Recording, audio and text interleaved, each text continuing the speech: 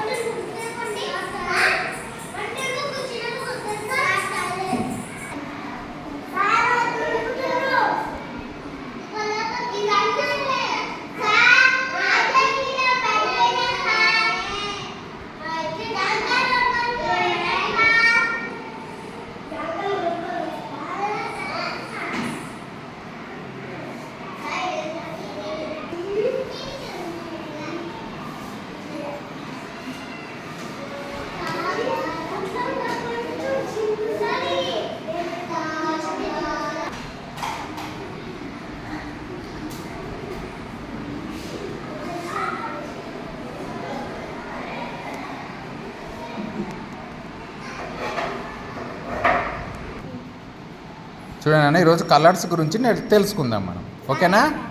మనకు primary colours అని 3 రంగులు ఉంటాయి, రెడ్, ఎల్లో, బ్లూ. ఇది రెడ్ కలరా, ఇది బ్లూ. ఈ 3 కలర్స్ కలిపితే మనకు కొత్త రంగులు వస్తాయి. చూడు, వాటిని సెకండరీ కలర్స్ అంటాం.